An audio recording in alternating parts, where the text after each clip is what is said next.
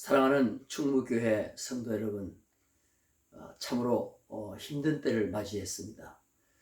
지내시기 참 불편하시고 답답하시고 힘드시지만 오늘 이 말씀을 통하여 또한 새로운 희망과 하나님이 주실 그 은총을 사모하면서 복된 하루를 시작하시면 매우 좋겠습니다.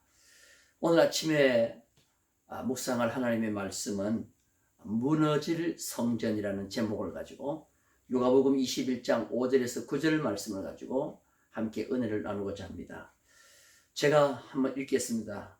어떤 사람들이 성전을 가리켜 그 아름다운 돌과 헌물로 꾸민 것을 말하며 예수께서 이르시되 너희 보는 이것들이 날이 이르면 돌 하나도 돌 위에 남지 않고 다 무너뜨려지리라. 그들이 물어 이르되 선생님이여 그러면 어느 때에 이런 일이 있겠사오며 이런 일이 일어나려 할 때에 무슨 징조가 있사오리까? 이르시되 미혹을 받지 않도록 주의하라. 많은 사람이 내 이름으로 와서 이르되 내가 그라하며 때가 가까이 왔다 하겠으나 그들을 따르지 말라. 난리와 난리의 소문을 들을 때에 두려워하지 말라. 이 일이 먼저 있어야 하되 끝은 곧되지 아니하리라. 아멘. 예수님이 십자가에 죽으시기 위해서 이제 마지막 예루살렘에 올라가십니다. 예루살렘에 올라가신 예수님은 가장 큰 관심사가 성전이었습니다. 화려한 성전에 예수님은 관심을 가지고 그리로 가셨습니다. 그런데 예수님의 눈에 보인 이 성전은 성전이 아니었습니다. 거기는 장사꾼들로 가득 차 있었습니다. 어떻게 보면 강도의 소굴과 같았습니다. 그래서 성전에 들어가셔서 성전을 이용하여 사적인 이익을 추구하던 모든 자들을 다 성전으로 추방해내십니다. 그러면서 예레미야서에 있는 말씀을 인용해서 내 집은 만민이 기도하는 집이라고 말씀하셨습니다. 그리고 강도의 소굴로 만든 자들을 엄히 질책하시는 그런 모습을 보게 됩니다. 그 성전에 눈에 확연하게 띌 정도로 걸어다니는 사람이 있었습니다. 그 사람들은 긴 옷을 입고 다녔습니다. 서기관들이었습니다. 이들은 시장에서 문안받고 회당의 높은 자리에 앉기를 좋아하는 그런 사람들이었습니다. 또한 문안받기를 좋아하는 명예욕에 넘치는 사람들이었습니다. 회당의 높은 자리와 잔치의 윗자리는 곧 권력의 욕심을 말해주고 있습니다. 이들은 과부의 가산까지 또한 삼킨다고 했습니다. 그리고 외식적으로 기도를 길게 한다고 했습니다. 가장 불쌍한 과부의 가산을 이 서기관들이 삼키는데 과부들의 나약함과 억울함과 또한 그들의 간절히 애타는 소원을 이용해서 하나님 앞에 그들을 위하여 길게 기도해 주는 것처럼 하면서 그들에게 지나친 예물을 요구한 것입니다. 이러한 서기관들은 엄중한 심판을 받는다고 주님은 말씀하셨습니다. 출애굽기 20장 47절에 보니까 그들은 과부의 가산을 삼키며 외식으로 길게 기도하니 그들이 더 엄중한 심판을 받으리라고 하셨습니다. 보통 사람이 잘못하면 그들이 받는 심판보다도 이들은 배나 더 엄중한 심판을 받는다는 말입니다. 주님은 이런 서기관들을 조심하라고 했습니다. 21장에 들어가서 가장 먼저 주님이 성전에서 헌금 드리는 것을 보시면서 말씀하십니다. 오늘 그 성전에 헌금 드리는 자를 보면 두 종류의 사람이 있습니다. 부자들이 있고 한 가난한 과부가 나옵니다. 부자는 부자들이라고 하면서 복수를 썼습니다. 많은 부자들이 헌금을 했습니다. 그런데 가난한 과부는 한 사람이었습니다. 과부는 그 앞에 항상 따라다니는 수식어가 있는데 그게 바로 뭐냐면은 가난한 과부입니다. 가난하다는 말은 없다는 말에서 나왔습니다. 반드시 있어야 할 것이 없는 게 많은 것이 과부입니다. 남편도 없고 또한 보호자도 없고 또한 재산도 없고 심지어 자식까지 없습니다. 있어야 할 것이라고는 아무것도 없습니다. 자기 몸밖에 없습니다. 그래서 하나님은 이 과부는 구제의 대상입니다. 고아와 과부는 구제의 1호인 것입니다. 그런데 예루살렘 성전은 가난한 과부에게서도 이런 헌금을 받아내고 있었습니다. 과부가 드린 헌금은 렙돈입니다. 2렙돈을 드렸다고 했습니다. 이 렙돈은 아사리안보다도 더 작습니다. 예수님이 말씀하실 때 참새 2마리가 한 아사리온에 팔린다 그랬는데 그 아사리온보다도 이 렙돈은 더 작습니다. 렙돈의 뜻이 뭐냐면은 작다는 뜻입니다. 성경에 보면은 홀이라도 갖기 전에는 거기서 나오지 못한다고 했는데 홀이라는 말로 옛날 성경에는 번역했습니다. 홀이 렙돈 똑같이 가장 작다는 그 단위를 말해주고 있습니다. 그런데 이 2렙돈으로는 참새 반마리 정도 살 그런 가치밖에 되지 않습니다. 그런데 이 2렙돈을 가난한 과부가 성전에서 헌금으로 드리는 것입니다. 그럼 왜 예루살렘 성전은 이렇게 가난한 구제를 받아야 될 이 가난한 과부의 2렙돈까지 헌금으로 왜 받아내고 있습니까? 그것은 성전의 화려함 때문이었습니다. 주님이 예루살렘에서 보신 성전은 이 헤롯 성전이라고 하는 것입니다. 이 헤롯 성전이라고 부르는데 헤롯이 건축했기 때문에 헤롯 성전이라고 부르게 됩니다. 그런데 이 헤롯 성전은 성전을 건축하게 된 배경과 이유가 있습니다. 순수한 이유와 배경이 아닙니다. 하나님의 영광을 위한 성전 건축이 아니라 이 헤롯 대왕의 꿈을 이루기 위한 성전 건축이었습니다. 우리가 잘 알다시피 헤롯은 순수한 유대인 혈통이 아니라 에서의 후손인 것입니다. 그래서 항상 혈통에 대한 징크스가 있었습니다. 그래서 어떻게 해서라도 혈통이 다른 이 유대 민족을 다루기 위해서는 이 유대인들에게 호의를 사야 되겠다는 것입니다. 그래서 자기의 지지 세력을 많이 확장하기 위해서 이 헤롯은 유대인이 가장 원하는 성전을 건축하려고 한 것입니다.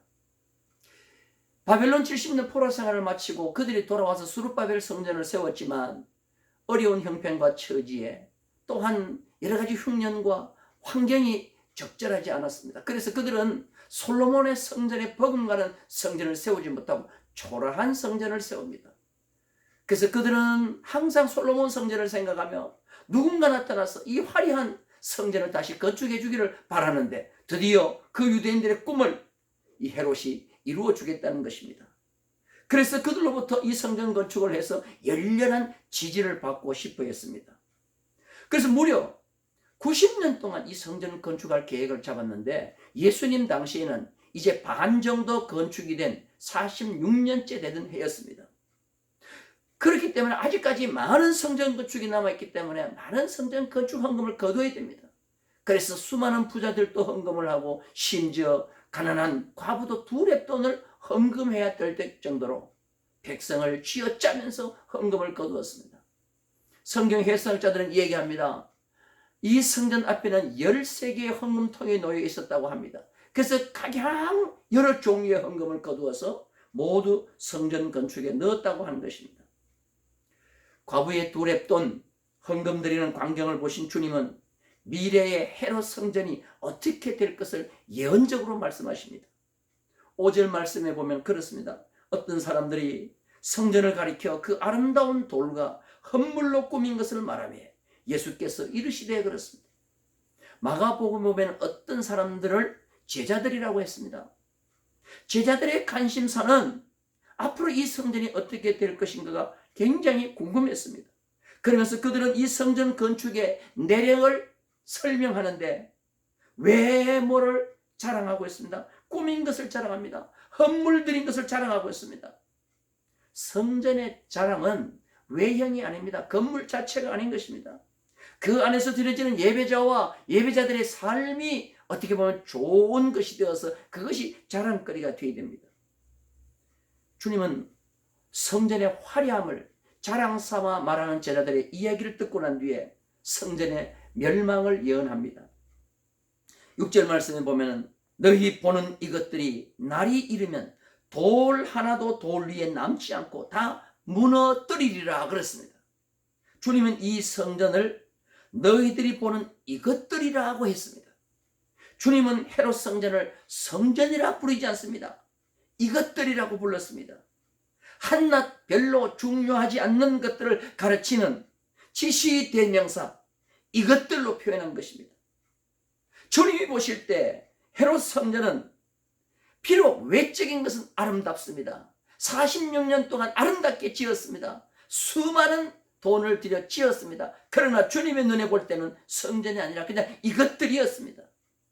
이것들이 날이 이르면 돌 하나도 돌 위에 남지 않고 다 무너지리라고 했습니다. 이 말을 들은 제자들은 당황하면서 어느 때에 이런 일이 일어나겠으며 무슨 징조가 있는지 알려달라고 했습니다. 그때 주님은 때를 말씀하지 않고 징조를 말씀하셨습니다. 주님은 두 가지의 징조가 일어나는데 그때 어떻게 하라고 주님은 말씀하십니다. 첫째, 미혹을 받지 않도록 주의하라고 했습니다. 8절 말씀 읽겠습니다. 이르시되 미혹을 받지 않도록 주의하라. 많은 사람이 내 이름으로 와서 이르되 내가 그러하며 때가 가까이 왔다 하겠으나 그들을 따르지 말라 그랬습니다. 미혹이라는 말은 사람을 정신 나가게 하여 방황하게 만든다는 뜻이 있습니다. 정신을 혼란하게 만들 때가 올 텐데 그때 주의하라는 말입니다. 많은 사람들이 와서 내 이름으로 와서 이르되 내가 그러하며 때가 가까이 왔다 하겠으나 그들을 따르지 말라 그랬습니다. 그때나 지금이나 종교를 가장한 사기꾼들이 너무나도 많이 있습니다. 이단과 사이비가 많았습니다. 그래서 그때나 지금이나 정신을 똑바로 차려야 합니다. 이만희를 중심으로 한 장막 성전 대표적인 이단 사이비입니다. 이런 것에 미혹되지 말아야 한다는 것입니다. 둘째로 두려워하지 말라 그랬습니다. 9절 말씀 봅니다. 난리와 난리의 소문을 들을 때에 두려워하지 말라. 이 일이 먼저 있어야 하되 끝은 곧되지 아니하리라 그랬습니다.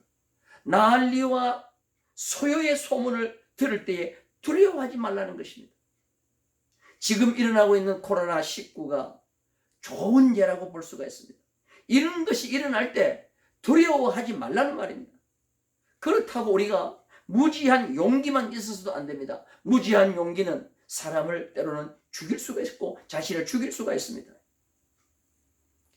오늘 주신 이 말씀은 이 시대를 살아가고 있는 우리에게 아주 적합한 말씀이 될 수 있습니다. 그렇게 화려했던 성전, 예수님의 말씀대로 AD 73년 로마의 티토 장군에 의해서 돌 위에 돌 하나 남지 않고 다 무너집니다. 그러나 이 티토 장군은 흔적을 남기기 위해서 서쪽 벽 하나를 남겨뒀습니다.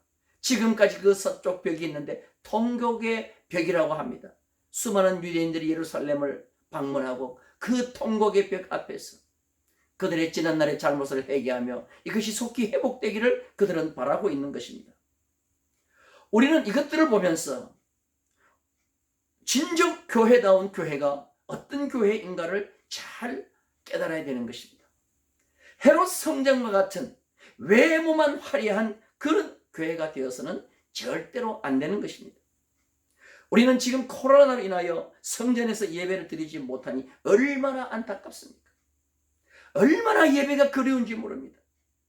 교회는 참된 예배가 드려지고 고아와 가부와 같은 가난하고 외로운 자들을 잘 보살피고 돕는 일을 해야 되는 것입니다. 지금 코로나19로 말미암아 너무나도 어려운 가운데 있을 때 좋은 소식들이 들립니다. 서울 사랑의 교회는 안성수양관 그 좋은 호텔 같은 곳인데요. 이것을 코로나 확진자들의 치료실로 내어놓았습니다. 분당 우리 교회가 이 코로나로 말미암아 어려운 교회들을 돕기 위해서 헌금을 모았는데 24억을 모았습니다. 미자립 교회 월세 대납 운동을 벌이고 있습니다. 300개 교회를 지원하려고 했는데 총일 전화가 오는데 800개 교회로 늘렸다고 하는 것입니다. 총에서도 미자립 교회 임대료 대납과 개척교회 교역자 생활비 3개월 지원 사업도 펼치고 있습니다. 교회는 이러한 아름다운 나눔과 섬김이 있을 때 진정한 교회가 될 수 있는 줄로 믿습니다. 우리 충무교회 모든 성도님들도 이러한 때에 주님에게 칭찬받기 위하여 오늘 이 말씀을 잘 묵상하고 진정한 교회가 어떤 교회인가, 그 교회에서 예배하는 자의 아름다운 섬김과 나눔의 삶이 하나님을 기쁘시게 하며 주님에게 좋은 교회로 평가받고 칭찬받는다는 것입니다. 우리가 이 어려운 때 이런 일에 함께 힘을 쓰는 우리 모든 성도가 되기를 주님의 이름으로 축원합니다. 기도하겠습니다. 거룩하신 하나님 아버지, 오늘 또 저희들에게 좋은 날 주심을 감사합니다. 코로나19로 말미암아 온 세계가 긴장하고 전쟁터를 방불하고 있지만, 그러나 저희들 새로운 희망과 꿈을 가지고 오늘 하루를 시작합니다. 오늘 저희들은 그 화려했던 헤롯이 세운 헤롯 성전이 무너질 것에 대한 예언의 말씀을 우리는 묵상하면서 이 시대에 우리에게 주어진 귀한 사명을 다시 한번 생각해 봅니다. 하나님 아버지, 주님께서 예루살렘에 올라가셔서 그 화려한 성전을 보시고 이것들이라고 했습니다. 주님의 눈에는 성전으로 보이지 않고 하나님의 별 볼 일 없는 가치 없는 빌딩으로 보였습니다. 그래서 주님은 이것들이 돌 위에 돌 하나가 남지 않고 다 무너지리라고 했습니다. 주님의 예언의 말씀 뒤에 40년 뒤에 그 로마의 티토 장군에 의해서 예루살렘 그 화려했던 헤롯 성전은 다 무너지고 말았습니다. 주님, 역사는 거울입니다. 하나님이 저희들은 이 역사를 바라보고 다시 한번 오늘에 주어진 우리의 신앙의 삶을 되돌아보는 저희들이 되게 하여 주옵소서. 오늘날 마지막 때가 되어 수많은 사람들이 하나님의 내가 예수라고 와서 자기를 따르라고 합니다. 하나님의 많은 미혹된 자들이 또한 정신을 잃고 방황하며 그 길을 따르고 있습니다. 그들로 인하여 이 마지막 때 얼마나 어수선하고 하나님의 순수했던 신앙인들의 그 아름다운 소문들이 다 하나님 아버지 축복낙엽까지 다 떨어지고 말았습니다.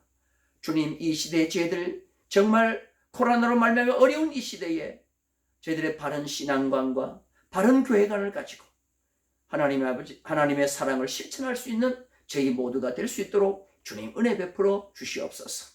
하나님 아버지, 어려울 때 힘을 합하여 우리가 모두 섬김과 나눔에 힘쓰는 아름다운 교회의 구성원들이 다 되게 하여 주시옵소서. 이 아침에 기도합니다. 우리 모든 성도들의 가정을 복되게 하시고 저들의 가정을 하나님께서 건강으로 지켜주옵소서. 강건케 하여 주시옵소서.